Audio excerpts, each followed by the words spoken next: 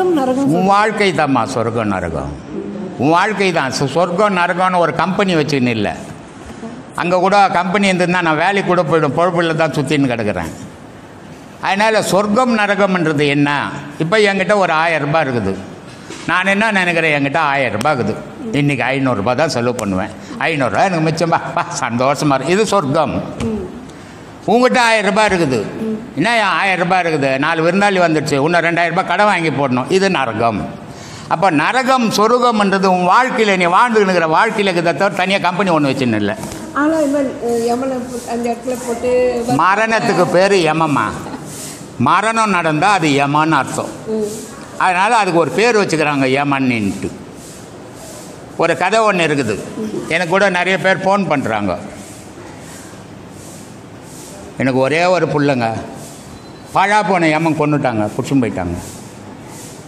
என் பிள்ளைக்கு சொர்க்கத்துக்கு போனானா நரகத்துக்கு போனானா, அவன் ஆயில் முடிஞ்சு செத்தானா ஆயில் முடியாது செத்தானா தெரியலங்க எனக்கு அப்படின்றான். பெற்ற அம்மாவுக்கு புள்ள சொர்க்கத்துக்கு போனானா நரகத்துக்கு போனானா தெரியல, எனக்கு எப்படி தெரியும்? நான் எங்கேயோ கிடக்கிறேன், உனக்கு சொல்லு. இதுக்கு ஒரு கதை இருக்குது. யமனுடைய அம்மா யமன் 2 பேர், ஒரு அம்மா ஒரு புள்ள. யமனுக்கு தொழில் என்ன, எல்லாரையும் கொண்டுக்குன்னு வர்றது, புருஷன் போடுறது. யமனுடைய அம்மா ஒரு கதை. இது நிஜன்ட்டு என்ன யாருன்னா டிவியில் கேட்க போகிறீங்க, இது கதை. பல முறை சொல்கிறேன், இது நிஜம் இல்லை, இது ஒரு கதை. பெரியவங்க சொன்ன கதை, அதை உதாரணத்துக்காக சொல்கிறேன்னே தவிர இது நிஜம் இல்லை. அப்போது இவங்க அம்மா என்ன பண்ணுறாங்க, ஒரு கிணத்தாண்ட தண்ணி எடுக்க போகிறாங்க.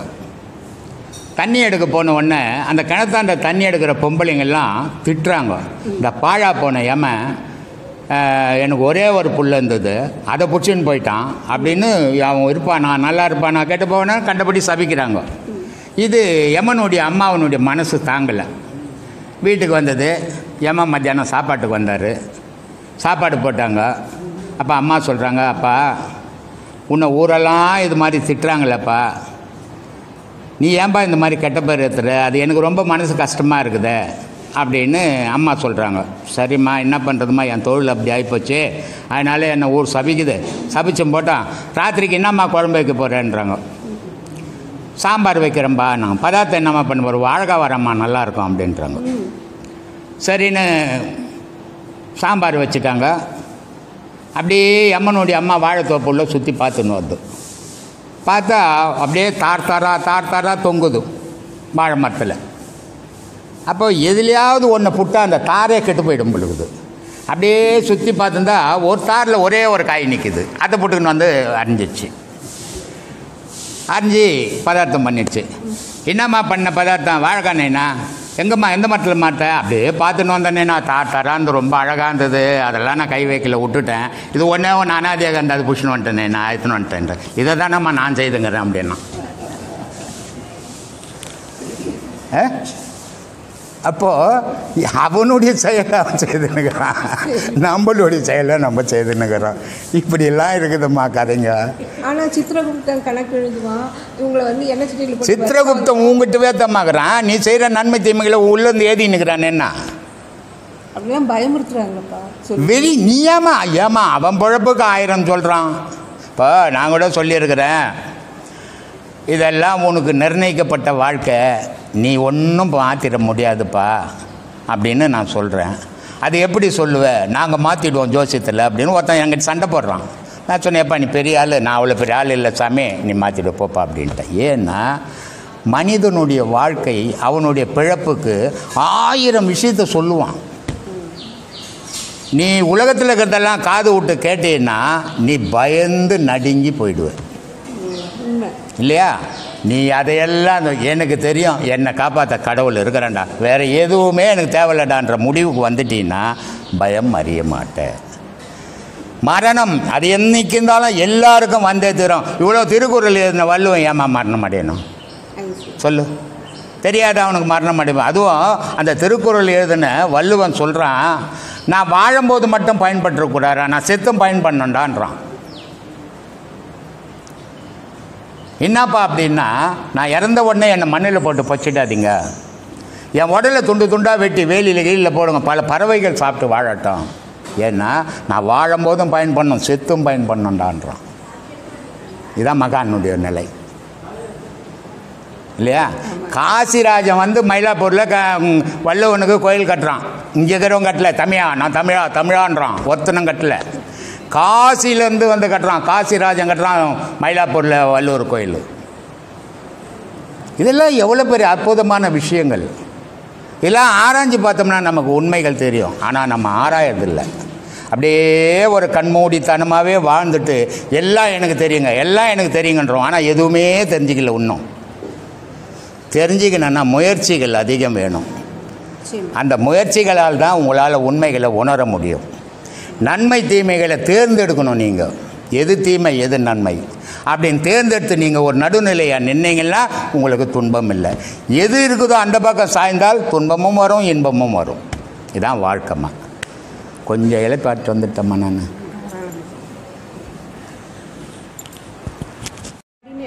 மனுஷனோட படிநிலைக்கு ஒன்று ஒன்றா நீங்கள் சொல்லிட்டு வந்தீங்க ஐயா. அடுத்து வந்து ஒரு ஆண் வந்து இப்படியெல்லாம் வாழணும், இப்படி ஒரு பெண் வந்து இப்படி இருந்தால் சரியாக இருக்கும், வீடு வளம் பெறணும்லாம் சொன்னாங்க. ஆனால் அவ்வை சொல்கிறாங்க, எவ்வழி ஆடவர் நல்லை அவ்வழி வாழிய நிலனே. சரி. எந்த இடத்துல ஆண் நல்லவனாக எப்படி இருக்கானோ அந்த ஆடவனின் நல்ல குணத்துக்கு ஏற்ப அந்த இடத்துல நல்லபடியாக வாழலாம். சரி. அப்போ அது உண்மையாங்க. அவ்வை சொன்ன காலங்கள் வேறு. அவ்வை சொன்ன காலங்களில் அது சரி, அது உண்மை. ஏன்னா அன்றைய குடும்பங்கள் எப்படி இருந்ததுன்னா, ஆணுடைய வருமானத்தில் பெண் பழிச்சின்னு இருந்தா. அப்போது அந்த குடும்பத்துக்கு சம்பாரித்து போடுற ஆண் நல்லவனாகவும் நல்லபடியாக இருக்கிறவனும் நல்ல வழியில் சம்பாதிக்கிறவனாகவும் இருந்தான்னா அந்த குடும்பம் நல்லாயிருக்கும். அதே மாதிரி அந்த ஊரில் இருக்கிற அத்தனை பேர் இருந்தான்னா அந்த ஊர் நல்லாயிருக்கும் அப்படின்னு அன்னைக்கு அவ்வை சொன்னது சரியான விஷயம். ஆனால் இன்னையனுடைய சூழ்நிலை அது இல்லை. காலங்கள் மாறிப்போச்சு. இன்றைக்கி ஆண்களுக்கு வேலை இல்லாத நிலைமையாகிப்போச்சு. பெண்கள் வேலை செய்கிற நிலைமையாகிப்போச்சு. பெண்கள் சம்பாதிக்கும் போது ஆண்களை அடிமைப்படுத்தி வாழறதாகி போச்சு. ஆண்களை பயம்படுத்தி வாழறது. நான் இல்லைன்னா நீ வாழ முடியாதியா அப்படின்ற பயம்படுத்த ஆரம்பிச்சிட்டாங்க. அப்போது அவ்வை சொன்ன காலத்துக்கு இந்த காலம் பொருந்தாது. ஏன்னா இந்த காலத்தில் ஒரு வீட்டில் பார்த்தீங்கன்னா பெண் மட்டும் சம்பாதிக்கிறான், ஆண் வீட்டு வேலை செய்துன்னுக்கிறான். சில வீட்டில் பார்த்தீங்கன்னா ஆணும் பெண்ணும் வேலை செய்கிறான். அந்த பிள்ளைங்களுக்கு பராமரிக்கிறதுக்கு கூட ஆள் இல்லாமல் போகுது. அதனால் அப்போது இன்றைய காலத்தில் ஆணும் பெண்ணும் சம்பாதிக்கிறாங்க. அப்போது அந்த குடும்பத்தில் அன்பு இருக்காது. அன்பு இருக்கிற மாதிரி இருப்பாங்க, ஆனால் அன்பு இருக்காது. ஒருத்தர் நீ அதிகம் சம்பாதிக்கிறியா, நான் அதிகம் சம்பாதிக்கிறேன்.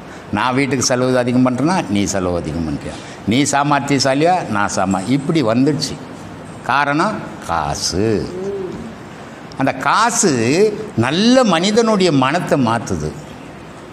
அது மாற்றி அந்த குடும்பத்தில் அமைதி இழந்து போகிறாங்க சில பேர் விட்டு கொடுத்து வாழறாங்க. வெளியே சொன்னால் அசிங்கம் அப்படின்ட்டு ஆணு பெண்ணுக்கு அடிமையாக இருந்து விட்டு கொடுத்து வாழறான். சில வீட்டில் ஆணுக்கு பெண் அடிமையாக இருந்து விட்டு கொடுத்து வாழறான். இப்படிப்பட்ட வாழ்க்கைகள் வாழ்ந்துன்னு இருக்கிறாங்க. ஆனால் இது வெளி உலகத்துக்கு தெரியக்கூடாது. வெளியே வரும்போது பார்த்திங்கன்னா ரொம்ப அன்பாக இருப்பாங்க. ஒரு காலத்தில் பார்த்திங்கன்னா நீங்கள் இன்னைய நடைமுறையும் பழங்கால நடைமுறையும் உலகத்தில் பார்த்திங்கன்னா தெரிஞ்சுப்பீங்கன்னு நினைக்கிறேன், உணர்வீங்கன்னு நினைக்கிறேன். ஒரு பெண்ணு புருஷனுக்கு பின்பக்கம் வரணும், பின்னாடி தான் வரணும். அந்த பெண் கணவனுக்கு பின்புறம் எப்படி வரணும்னா அவளுடைய குழந்தையை தூக்கிக்கின்னு வரணும். கணவன் வந்து பையெடுத்துக்கின்னு போகணும்.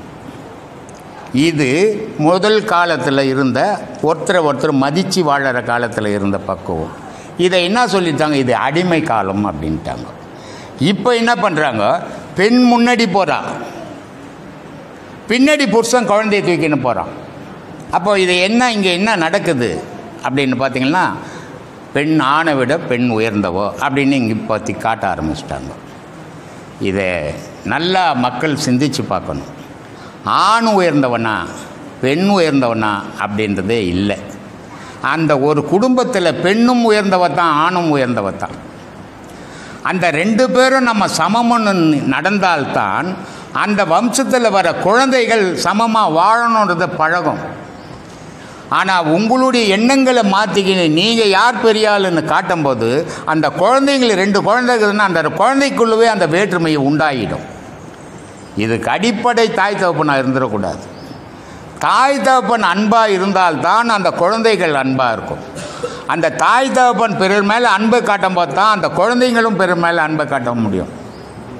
அப்படி பழகி வந்து அந்த குழந்தைங்களை இளமையிலேயே ஒரு தெய்வ வழிபாடு, எந்த மதமாவது இருந்துட்டு போட்டோம், அந்தந்த மத கோட்பாடுக்குள்ளே அந்தந்த தெய்வ வழிபாட்டுக்குள்ளே வரும்போது அதனுடைய முரட்டுத்தனம் போயிடும், இலகிய மனசு வரும், பல பேருக்கு நன்மை செய்யணும்னு தோணும். அப்போ அது நல்ல குழந்தையாக வளரும்.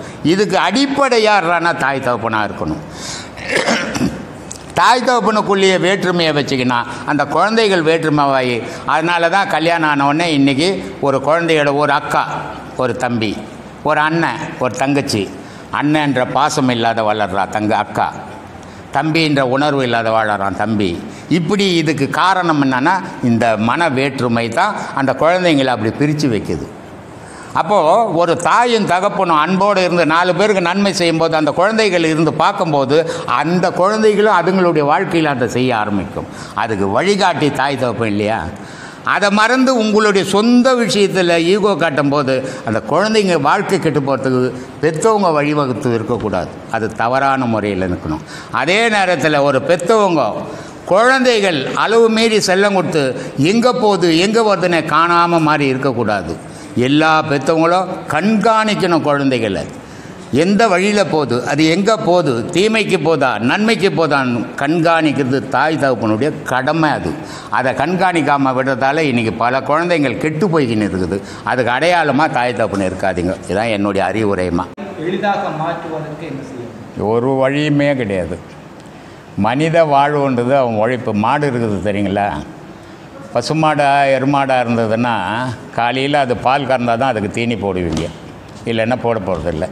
அதே மாதிரி எருது மாடாக இருந்ததுன்னா அது வண்டி இழுத்தால் தான் அதுக்கு தீனி போட போகிறீங்க, இல்லைன்னா போட போகிறதில்ல, அடித்து தேத்திடுவீங்க, இல்லை கசாப் கடைக்கு அமுச்சிடுவீங்க. அப்போது உழைப்பு தான் அவன் அமைதியாக வாழறதுக்கு வழி. அவன் உழைப்பு தான் அவனுக்கு அமைதியை கொடுக்கும். அவன் உழைப்பு தான் அவனை உயர்த்தும். அதை எவன் சீராக செய்கிறானோ அவனுக்கு துன்பம் இல்லை. எவன் அடுத்தவனுடைய இதில் வாழலாம்னு நினைக்கிறானோ அவனுக்கெல்லாம் மன ஓச்சல் இருந்துக்குன்னு தான் இருக்கும். அவன் வெளியே காட்டலனால உள்ளுக்குள்ளே அவனுக்கு அந்த உறுத்தல் இருக்கும். அதனால் எவன் ஒருத்தன் உழைச்சி சாப்பிட்றானோ அவன் ஈஸியான வழியை பின்பற்றி போவான். எந்த படிப்பு எவ்வளோ படிச்சிருந்தாலும் படிக்காமல் இருந்தாலும் தீய வழியில் அந்த படிப்பையோ இல்லை படிக்காமையோ அதை ரெண்டையும் பயன்படுத்தாமல் நல்ல வழியில் எவன் பயணம் பண்ணாலும் அவனுடைய வாழ்வு நிம்மதியாக இருக்கும். சாதிய ஏற்றத்தாழ்வுகளை ஒழிக்க ஏன் ஆன்மீகம் எந்த முயற்சியும் எடுக்கவில்லை? ஜாதிகளினுடைய ஏற்றத்தாழ்வை இன்னும் கோடி வருஷம் போனால் கூட ஒழிக்க முடியாது.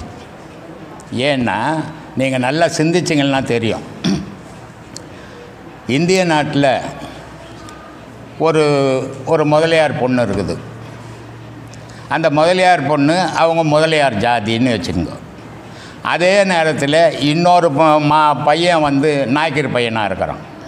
அப்போ அந்த நாய்க்கிற பையனும் இந்த முதலியார் பொண்ணும் கல்யாணம் பண்ணால் அவங்க எந்த ஜாதி, எந்த மதம் சொல்ல முடியுமா? ஜாதி ஒழிக்கிறேன் ஜாதி எந்த கொம்பனாலையும் ஒழிக்கவே முடியாது இந்திய நாட்டில் ஜாதியை. ஏன்னா அது ரத்தத்தோடு கலந்தது. அப்போது எந்த பையன் முதலியார் பொண்ணை எந்த நாய்க்கிற பையன் கட்டினானோ அந்த முதலியார் பொண்ணு நாய்க்கிற பொண்ணாக மாறி போயிடும். நாய்க்கிற பொண்ணுக்கு வீட்டில் இருந்து முதலியார் பையன் கட்டிக்கினான்னா அந்த பொண்ணு முதலியார் பொண்ணாக மாறி போயிடும். இந்து மதத்திலேருந்து ஒரு கிறிஸ்துவ பையனை லவ் பண்ணிட்டாக்கா அந்த பொண்ணு கிறிஸ்துவனாக மாறும். முஸ்லீம் மதத்திலேருந்து ஒரு பொண்ணு இந்து மதத்துக்கு பொண்ணை கல்யாணம் பண்ணான்னா அது முஸ்லீமாக மாறிடும். அப்புறம் எங்கே மாற்ற முடியும்? இது ரத்தத்தோட ஊறி போய் வெறி பிடிச்சி திரிகிறாங்க இந்த ஜாதியும் மதத்தையும் வச்சுக்கணும். அது ரெண்டும் இருக்கிற வரைக்கும், இந்த உலகம் இருக்கிற வரைக்கும் இருக்கும். அழிவை நோக்கி எப்போ பயணம் பண்ணி புது உலகம் உருவாகுதோ அப்போ தான் இந்த ஜாதி மதங்கள் ஒழியும். அது வரைக்கும் யார் நினச்சாலும் இதை ஒழிக்க முடியாது. எந்த சட்டமும் இதை ஒழிக்க முடியாது. ஏன்னா உடலோட ஊறி போய்க்கு ரத்தத்தோடு. அதனால் அதை ஒழிக்கவே முடியாது யாராலையுமே. அது ஒழியவும் ஒழியாது. ஆனால் எந்த ஜாதியாவது இருங்கோ, எந்த மதமாவது இருங்கோ, அமைதியாக வாழ கற்றுங்க. அடுத்தவனுக்கு கொடுத்து உபதிரம் கொடுக்காத, துன்பத்தை கொடுக்காத வாழுங்க. அதுவே சிறந்த வாழ்க்கை. உள்ளம் பெருங்கோயில் ஊனுடம்பு ஆலயம் என்று ஞானிகள் சொல்லும் பொழுது நீங்கள் கூட சொல்லுகின்றீர்கள், ஆலய தரிசனம் இதற்கு தேவையா? கண்டிப்பாக தேவை. ஆலயம்ன்றது உங்களுக்கு பேட்டனே உங்கள் உடல் தான் வச்சு தான் ஆலயமே கட்டியிருக்குது. எல்லா ஆலயங்களுமே மனிதனுடைய உடல் தான் பேட்டன். அதனால தான் சொன்னார், ஊன் உடம்பு ஒரு ஆலயம், உள்ளம் ஒரு ஊனுடம்பு ஒரு கோயில், உள்ளம் ஒரு ஆலயம். அப்போது இறைவன் எங்கே இருக்கிறான்? மூலஸ்தானம், இதயம்ன்ற மூலஸ்தானத்தில் இறைவன் விட்டுருக்கிறான். ஆனால் இந்த இறைவன் மூலஸ்தானத்தில் விட்டுருக்கிறான்னு யாரும் அறிய முடியாது. அறிய முடியாதால கோவில்களை கட்டி அதுக்கு ஒரு மூலஸ்தானம் வச்சு அங்கே போய் இறைவனை வழிபாடு. அது இளமை வழிபாடு, இடை வழிபாடு. ஆனால் முதுமை வழிபாடு உனக்குள்ள இறைவனை தேடணும். இளமையில் கோவிலில் தேடுறது இறைவனை தவறில்லை, நல்ல பக்தி. அது இடைப்பருவத்தில் கோயிலில் தேடுறதுலையும் தப்பு இல்லை. ஆனால் முதுமையில் கோயிலில் தேடக்கூடாது, அது அறியாமை ஆகிடும். முதுமையில் உனக்குள்ள இறைவனை தேடணும். ஏன்னா வாய் தான் வாசப்படி, தலை தான் கோபுரம், இதயம்தான் மூலஸ்தானம். அப்போது மனிதனுடைய பேட்டனை தான் கோவிலை அமைச்சு அங்கே இறைவனை வச்சு வழிபட சொன்னான். அதனால தான் திருவள்ளுவர் கூட ரொம்ப அருமையாக சொல்கிறாரு, மலர்மிசை ஏகினால் மானடி சேர்ந்தார், நிலமிசை ஏகினால் நீடு வாழ்வார்னா. அப்போ என்ன சொல்கிறார் அவர்? இறைவனை உன் இதயத்தில் உட்கார இடம் விட்றா. அதுக்கு பேர் இதய தாமரைன்றார். அது அந்த தாமரையில் இறைவனை உட்கார வச்சுட்டுனா உனக்கு இன்பத் துன்பமே இல்லைடா, நீ சுகவாசியாக வாழலாம் அப்படின்றாரு. அப்போது இதில் கேடுகட்ட ஆசைகளை நிரப்பி இறைவன் வந்து பார்த்தா இடமே இல்லாமல் இறைவனை திரும்பி போடுறான். அப்போது கோவில்ன்றதே உனக்கு உன் இதயம்தான். உன் இதயம்தான் கோவிலாக இருக்குது. அந்த இதயத்துக்குள்ளே தான் சுவாசம் ஓடினுக்குது. அந்த சுவாசம் தான் இறைவன். இதை தான் நான் பல முறை படித்து சொல்கிறேன். அந்த மூச்சின்னு ஒன்று இல்லைன்னா பேச்சின்னு ஒன்று கிடையாது அப்படின்னு இருக்கிறேன். அப்போது உன்னுடைய இதயத்திலிருந்து ஏற்படுறதான் இறைவனுடைய இயக்கமே. அதுக்கு எண்ணங்கள் எப்படி சேருதோ அதுக்கேற்ற மாதிரி அதனுடைய செயல் மாறி போகுது. அதனால் நல்ல எண்ணத்தை உருவாக்குங்க.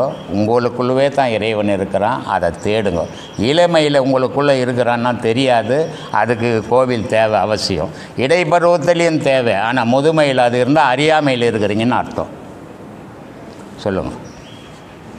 நமக்கு துன்பம் ஏற்படும் பொழுது விதி என்று நொந்துபடுகிறோம். விதி என்பது உண்மைதானா என்றால் அந்த விதியை எப்படித்தான் தடுப்பது?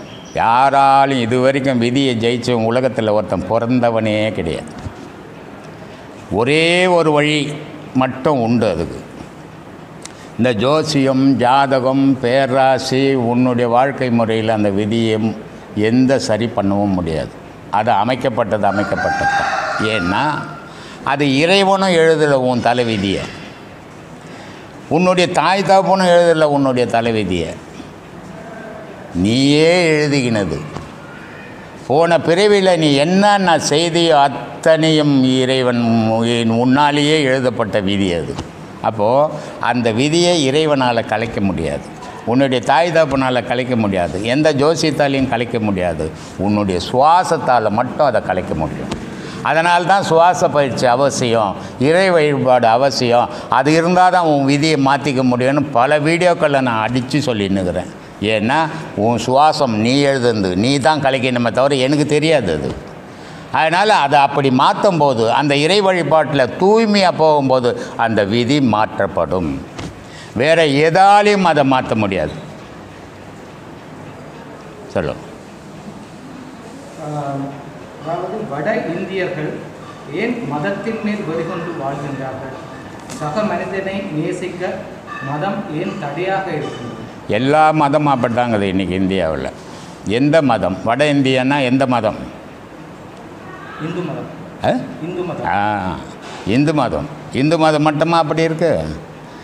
பெத்தலகேம், இயேசுநாதர் பிறந்த பெத்தலகேமில் அமைதி இருக்குதா? அமைதி இல்லையே. அப்போ மதவெறி அங்கே கூத்தாடுத. அரபு நாட்டு முஸ்லீம் மதம் ஒரு மதம்ன்றான், 6 வழிபாடுகள் வச்சுருக்கிறான், 6 பிரிவுகள் இருக்குது முஸ்லீமில். கிறிஸ்தவனில் அதே மாதிரி 6 பிரிவுகள் இருக்குது இல்லையா? அப்போது எல்லா மதத்துலேயும் இந்த பிரச்சனைகள் இருந்துக்குந்தாங்க, எந்த மதத்துலேயும் இல்லாமல் இல்லை. இதில் என்ன ஒன்றுன்னா, நீங்கள் பாருங்கள், உங்கள் வாழ்க்கையிலே நீங்கள் நினச்சி பார்த்தீங்கன்னா தெரியும். உங்கள் குடும்பத்துக்குள்ளே ஏதாவது ஒரு சின்ன சண்டை இருக்கும். அந்த சண்டையை போய் நீங்கள் ஊரெல்லாம் சொல்லின்னு வரீங்க. ஆனால் ஊரில் இருக்கிற சண்டையே உங்களுக்கு தெரியாது. இப்போ உங்களை பற்றி இந்த ஊரே பேசும், ஆனால் அவனை பற்றி பேசாது. ஏன்னா அதுக்கு காரணம் நீங்களாகவே இருக்கிறீங்க. இந்த இந்து மதத்தினுடைய தத்துவமே என்ன தெரியுமா? இந்துன்னா என்னான்னு முதல்ல தெரிஞ்சுக்கணும். இந்துன்னா ஒரு மதமே கிடையாது. அது இந்துன்னா சந்திரன் அர்த்தம். ராமர் காலத்தில் சூரிய வம்சம்னு இருந்தது. மகாபாரத கிருஷ்ணன் காலத்தில் சந்திர வம்சமாக மாறிச்சு. இந்த சந்திர வம்சம் அப்படின்றது தான் இந்து மதமாக மாறிச்சு. பரிஷித்து மன்னனுடைய காலத்தில் தான் இந்து மதம்ன்றதே ஒன்று தோன்றியது. அப்போ இந்து மதம்னு ஏன் தோன்றியது அப்படின்னா, சூரியனுடைய வெப்பத்தை பூமி நேரடியாக பட்டு தான் துக்கு நூறாக செதறிடும். அந்த சூரியனுடைய வெப்பத்தை தடுத்து இந்த உயிரினங்கள் இந்த பூமியில் வாழறதுக்கு எவ்வளோ வெப்பம் தேவையோ அவ்வளோ வெப்பத்தை சந்திரன் கொடுக்குது. இப்போது நான் ஒரு 1000 ரூபாய், நீங்கள் ஒரு கஷ்டத்தில் இருக்கிறீங்க, நான் ஒரு 1000 ரூபாய் கேட்குறீங்க, கொடுக்குறேன். என்ன சொல்கிறீங்க? நீங்கள் கடவுள் மாதிரி வந்து கொடுத்தீங்கன்றீங்க. காசுன்னு நினைக்கலாங்க, என்னை கடவுளே ஆக்கிட்டீங்க. அந்த மாதிரி சந்திரனாகப்பட்டது இந்த பூமிக்கு எவ்வளோ நன்மைகள் செய்யணுமோ அவ்வளோ நன்மைகள். சந்திரன் இல்லைன்னா ஒரு உயிரினம் கூட வாழாது. அப்போ சந்திரன் கொடுத்துனுக்குது. அந்த சந்திரனை தான் இந்துன்னு பேர். இந்துன்னு யாருக்கும் சொந்தமாக தனிப்பட்ட ஒரு இது மனிதன் பேரே கிடையாது. அது இல்லையா? நிறைய மதங்கள் மனித பேரில் இருக்குது. ஆனால் இந்து மதம்ன்றது மனித பேர்லேயே கிடையாது, இயற்கையினுடைய பேரில் இருக்குது. அந்த இயற்கையினுடைய பேரில் இருக்கிறது. ஒரு சில தீயவங்க ஒவ்வொரு மதத்துலேயும் இருக்கிறாங்க. எல்லா மதத்துலேயும் கெட்டவன் உண்டு, எல்லா மதத்துலேயும் நல்லவனும் உண்டு. அந்த கெட்டவன் செய்கிற செயல்களால் மதத்தினுடைய பேர் கெடுது. மதம்ன்றது எதுக்காக ஆகப்பட்டது? ஒரு தனி மனிதன் ஒரு உதவி செய்ய முடியாது யாருக்கும். ஒரு அமைப்பு இருந்தால் அது எல்லோரும் பல பேருக்கு உதவி செய்யலான்றதுக்கு தான் மதம் துவக்கப்பட்டது. ஆனால் அந்த மதம் மதத்தில் இருக்கிறவங்களுக்கு மனிதர்களுக்கு மதம் ஏறி திரிகிறான். அதனால் மதத்தினுடைய கெட்ட பேர் ஆகிப்போச்சு. அது எல்லா மதத்துலேயுமே இருக்குது, இந்து மதத்துலேன்னு சொல்ல முடியாது. இப்போ ஒரு சில ஊர்களில் போனீங்கன்னா மனிதன் சுதந்திரம்னு பேசுகிறோம். எங்கே இருக்குது சுதந்திரம்? யாருக்கு இருக்குது சுதந்திரம்? சொல்லுங்கள். இன்றைக்கி இந்த கவர்மெண்ட் இந்த சட்டம் போட்டுக்குது. இந்த சட்டம் எனக்கு தேவையில்லைப்பா, நான் சுதந்திரமாக இருக்கிறேன்னு போக முடியுமா? போக முடியாது. அதனால் வாயில் பேசின்னுக்கிறோம் சுதந்திரம். ஆனால் மனித வாழ்க்கையில் சுதந்திரம் இல்லை. ஒரு கட்டுப்பாட்டுக்குள்ளே தான் எல்லா மதங்கள்லேருந்து மனுஷன் வரைக்கும் வாழ்ந்துன்னுக்கிறோம். அந்த கட்டுப்பாட்டுக்குள்ளே தான் வாழவே முடியும். அப்போது யாரும் சுதந்திரமாக இல்லை. பேசுகிறதும் எல்லாத்தையும் நீ பேசிட முடியுமா? முடியாது. குறிப்பிட்ட அளவு தான் பேச முடியும். எல்லாத்தையும் பேசினா உனக்கு ஆபத்து வந்துடும். அப்போ சுதந்திரம் எங்கே இருக்குது? இது இந்த நாட்டில் மட்டும் இல்லை, எல்லா நாட்டிலையும் இருக்குது அப்படி. அதனால் மதமே காரணம் இல்லை இதுக்கு, மனுஷன் காரணமாக இருக்கிறான். எல்லா மதத்துலேயும் இருக்கிறான். இப்படி ஒரு மதத்தில் இல்லை, எல்லா மதத்துலேயும் இருக்கிறான். அது மனிதன் திருத்திக்கணும், மதம் திருத்தாது. ஏன்னா மதம்ன்றது ஒரு பொருள் கிடையாது, அது நினைவு தான். மனுஷன் திருந்தினான்னா மதங்கள் மாறும். எல்லா மதங்களும் போதிக்கிறது என்ன? அன்பு. எல்லா மத போதகரும் ஓதுனது அன்பு தான். ஏற்றத்தாழ்வு இல்லாத வாழுங்கன்னு தான். ஆனால் இந்த மதத்தினுடைய கோட்பாடுகளை வச்சுக்கின்னு நீ பெரிய ஆள், நான் பெரிய ஆள், உன் மதம் பெருசு, என் மதம், யார் மதமும் பெருசு கிடையாது, எந்த மனிதனும் பெரியவங்க கிடையாது. எல்லோரும் மண்ணுக்கு போக போகிறதா. எந்த மனுஷனையும் மதம் காப்பாற்றாது. மனுஷனுக்குள்ள உயிர் இறைவன் காப்பாற்றுறது மட்டும்தான் வாழ முடியும். மதம் எவனையும் இதுவரையும் காப்பாற்றுறதே கிடையாது, காப்பாற்றவும் முடியாது. அதனால் மனுஷனாக வாழ பழகுங்க, மதமாக வாழாதீங்க. மதமாக வாழ்ந்தீங்கன்னா தீமைகள் தான் நடக்கும். மனுஷனாக வாழ்ந்தீங்கன்னா இருள்ன்றது இயற்கையானது, இந்த ஒளின்றது செயற்கையானது. ஆனால் இறைவன் எங்கே இருக்கிறான், எப்படி இருக்கிறான்? இந்த ஒளி இருள் அப்படின்றத நீங்கள் எதை சொல்கிறீங்க? சூரிய உதயமாச்சுன்னா அது பேரொளி அப்படின்னு சொல்கிறீங்க. சூரிய அஸ்தமம் ஆச்சுன்னா அது இருளுன்னு சொல்கிறீங்க. ஆனால் இந்த இருளும் இல்லை, இந்த சூரியனுடைய ஒளியும் இல்லை. இறைவன் இருக்கிற இடம் இதையும் கடந்த இடம். அந்த கடந்த இடத்த வால்மீகர் ரொம்ப அழகாக சொல்லுவார். இருள் வெளியாய் நின்ற சிவபாதம் போற்றி, எழுத்துதனின் விவரத்தை விரித்து சொல்வேன், அருவுருவாய் நின்றதுவே எழுத்ததாகும், ஆதி அந்த மண்ட பிண்டம் அதுவேயாகும். திருவுருவாய் ரவிமதியாய் நின்ற ரூபம் சிவசக்தி திருமாலின் ரூபமாகும்.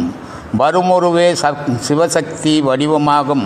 வந்ததிலும் போனதிலும் மனத்தவையே. வந்ததும் போனதும் வாசியாகும். வானில் வரும் ரவிமதியும் வாசியாகும். சிந்தை தெளிந்திருப்பவனே சித்தன். ஜெகமெல்லாம் சிவமென்று அறிந்தவனே சித்தன். நந்தி என்ற வாகனமே ஸ்தூல தேகம். நான்முகன் கண்மூக்கு செவியாகும். தந்திமுகன் சிவசக்தி திருமூச்சு ஆகும். தந்தை தாய் ரவிமதி என்று அறிந்து கொள்ளேன்ட்டார். ரவிமதி, உனக்கு அப்பா அம்மா யார் அப்படின்னா ரவிமதி. ரவிமதினா யாருன்னா, ரவின்னா சூரியன், மதினா சந்திரன். இதுதான் இந்த உலகத்துக்கு உன்னை காப்பாற்றின்னு இருக்கிறது. அந்த ஒளியும் சூரியன்ற ஒளியும் சந்திரன்ற இருளும் சேர்ந்து தான் உங்களை காப்பாற்றிக்கின்னு இருக்குது. இல்லைன்னா சந்திரன் ஒன்று வரலைன்னா இரவுன்றதே ஒன்று இல்லாமல் போயிடும் உங்களுக்கு. அதுவும் ஒளியான மயமாகவே ஆகிடும். ஒளியான மயமாகவே இரவும் பகலும் இல்லாமல் வெறும் ஒளிமயமான பகலாகவே இருந்ததுன்னா ஒரு உயிரினம் கூட வாழாது, செத்து போயிடும். ஒரு சாதாரண ஒரு கம்பெனியில் வேலை செய்கிறான். அந்த கம்பெனியில் வேலை செய்யணுன்னா 5 நாள் வேலை செய்தால் 2 நாள் லீவ் வேணும் அவனுக்கு. இல்லைன்னா அவனுடைய உழைப்பு அவனுடைய ஆயுள் குறைச்சிடும். அப்போது பகலே இருந்ததுன்னா இருளே இல்லைன்னு சொன்னாக்கா மனித உயிரினமே வாழாது. உறக்கம்ன்றது, உறக்கம்னு ஒன்று இல்லைன்னா மனிதன் பைத்தியம் ஆகிடுவான். சராசரி மனிதன் உறங்கணும். 6 மணி நேரம் அவன் கட்டாயமாக உறங்கியே ஆகணும். அவன் 6 மணி நேரம் கட்டாயம் உறங்கியே ஆகணும்னா அவனுக்கு இருள் தேவைப்படுது. ஒளி இருந்தால் அவனுக்கு தூக்கம் வராது. அந்த இருளை இறைவனே படைச்சிருக்கிறான். இறைவன் இருளாக இல்லை, இறைவன் பேரொளியாக இருக்கிறான். எப்படி இருக்கிறான்னா, இந்த இருள் ஒளி இதுக்கு அப்பாற்பட்டு இருளும் இல்லை ஒளியும் இல்லாத இடத்துல இறைவன் இருக்கிறான். அதனால்தான் சொல்கிறான் வெளிக்கு வெளி கடந்துனா. இப்போ வெளின்றது எதுன்னு பார்த்தீங்கன்னா நம்மளுக்கு வெளி இதெல்லாம். அப்போ இந்த பூமிக்கு ஒரு வெளி இருக்குது, அந்த ஒளி வெளியும் இல்லை. சூரியனுக்கு ஒரு வெளி இருக்குது, அந்த வெளியும் இல்லை. சந்திரனுக்கு ஒரு வெளி இருக்குது, அதுவும் இல்லை. சனிக்கு ஒரு வெளி. இந்த வெளியெல்லாம் கடந்த இடத்துல நிற்கிறான் இறைவன்.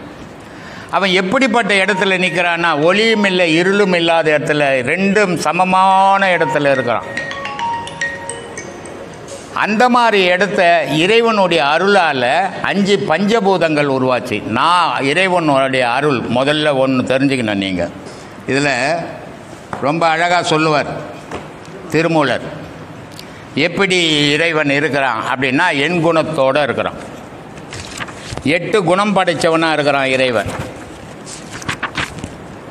இதெல்லாம் நமக்கு புரியாமல் நம்ம சரியான விளக்கங்கள் தெரிஞ்சுக்கிறதுக்கு கொஞ்சம் கடினமாக இருக்கும். கடவுள் எப்படி இருக்கிறான்னு பாருங்கள். ஒன்றானவன், ஒன்றே அவன் தானே. கடவுள் என்றவ உலகத்தில் ஒரு பொருளாக இருக்கிறான். அப்போது 2 அவன் இன்னருள். அவனுடைய அருளால் 2 பொருளாச்சு. அவன் ஒருத்தன், அவனுடைய அருளால் 2 பொருளாச்சு. நின்றனன் 3 ஆன்மாவாச்சு, 3 ஆன்மாவாக மாறிட்டான். 4 உணர்ந்தனன், எல்லாம் எது சரி இது தப்பு இது நடக்குது இது நடக்கலைன்னு உணரக்கூடிய சக்தி. அப்போ அவன் 4 ஆயிட்டான். வென்றனன் 6, விரிந்தனன் 7, உம்பர் சென்றனன் உள்ளே புகுந்தான் அவன் 8. இந்த 8 குணத்தோடு இறைவன் வாழறான். அப்போது இறைவனுக்கு நன்மை தீமை இரவு பகல் இது எதுவுமே இல்லாத வாழறவன், 8 குணம் நிறைஞ்சவன். இந்த 8 குணம் நிறைஞ்சதால் இறைவன் நீயே பேரொளி. நான் பல வீடியோக்களில் சொல்லியிருக்கிறேன். உன்னுடைய ஆன்மாவை நீ காணும்போது நீ இருப்பியா, இருக்க மாட்டியா? இது எப்போ யாரால் தெரிஞ்சுக்க முடியும்? எவன் ஒருத்தன் அவன் யோகத்தில் மூழ்கி அவனுடைய ஆன்மாவை அறியக்கூடிய நிலைக்கு அவன் உயர்ந்தானோ அவனுக்கு மட்டும்தான். இப்போ ஏன்னா நான் சொன்னேன்னா இதையே பல பேர் பேச ஆரம்பிச்சிருவான். அதனால் இதை நான் சொல்லலை, நிறுத்திக்கிறேன். எவன் ஒருத்தன் அதுக்குள்ளே புகுந்து பார்த்தானோ அவன் ஆன்மாவை அவன் பார்க்கும்போது அவன் இருந்தானா இல்லையா, இந்த பதிலே சொல்ல முடியாது. ஆனால் அவனுடைய ஆன்மாவை அவன் பார்க்கும்போது அவனுடைய ஆன்மாவாகப்பட்டது எப்படி இருக்குது அப்படின்னா, அது விரிஞ்ச பேரொளியாக இருக்குது. அதுதான் நான் ஆண்டவன், உங்களை ஆளக்கூடிய ஆண்டவன் அப்படின்னு சொல்லின்னு இருக்கிறது. ஆனால் இதை படைச்ச ஆண்டவன் எப்படி இருக்கிறான்னா, ஆண்டவன் நாதத்தை படைத்தான். நாதம்ன்றது ஒரு பெண். அந்த நாதம் என்ன பண்ணிச்சு, அது தனித்து இயங்காது 5 பஞ்சபூதத்தை படைச்சது. என்னென்ன பஞ்சபூதத்தை படைச்சது? நீர், நெருப்பு, காற்று, ஆகாயம், பூமி. 5 பஞ்சபூதத்தை படைச்சது. இந்த 5 பஞ்சபூதம் சேர்ந்து என்ன பண்ணிச்சு? உயிரினத்தை படைச்சது. இங்கே ஆண்டவன் படைப்பே கிடையாது. இதெல்லாம் நம்ம அறியணும். நம்ம பிறந்தது வளர்ந்ததெல்லாம் இந்த 5 பஞ்சபூதத்துக்குள்ள கடவுளுக்கு நமக்கு தொடர்பு இல்லாத வாழ்ந்துன்னுக்குறோம். ஆனால் இந்த 5 பஞ்சபூதத்துக்குள்ளே பிறந்தாலும் கடவுளை தொடர்பை உண்டாக்கிக்கணும் நீ பிறந்த பிறகு உன் அறிவை கொண்டு. அப்போது அந்த ஆண்டவன் எப்படி இருக்கிறான்னா, சூரிய, சந்திரன், சனி, வெள்ளி எல்லா கிரகங்களையும் கடந்து வெட்ட வெளியில் நிற்கிறான். அதனால தான் நான் பல வீடியோவில் சொல்லியிருப்பேன், பூமின்றது ஒரு கிரகம், சந்திரன்றது ஒரு கிரகம், ஒன்றோட ஒன்று ஒட்டியில் எல்லாம் அந்தரத்தில் நிற்குது. ஆனால் இந்த அந்தரத்தில் இருந்து இது இயக்கிறதுக்கு காரணம் எதுன்னு யோசிங்க.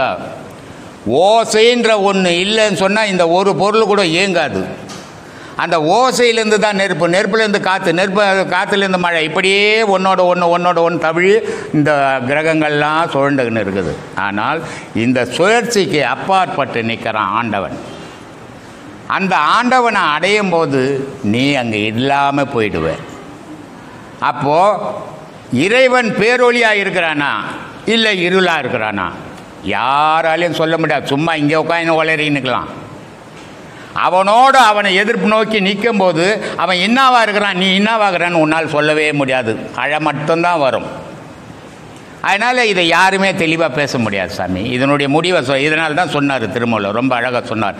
யார் அறிவார் எங்கள் அண்ணல் பெருமையை, யார் அறிவார் அதன் அகலமும் நிகழமும், வேறறியாமல் விளம்புகின்றேனே அப்படின்னாரு. இறைவனை பற்றி முழுமையாக யாராலையும் பேச முடியாது. இது வரைக்கும் பேசணும்னு கிடையாது.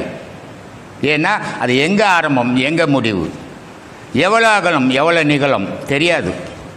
அதுக்கு இன்னொரு உதாரணத்தை சொல்கிறாரு. அது எப்படிப்பட்டது அப்படின்னா, ஒரு பசுமாடு, பெரிய பசு, அந்த பசுமாட்டிலேருந்து ஒரு முடியை பிடுங்கி அதை 100ஆக வெட்டுறான்றார் திருமூலர்.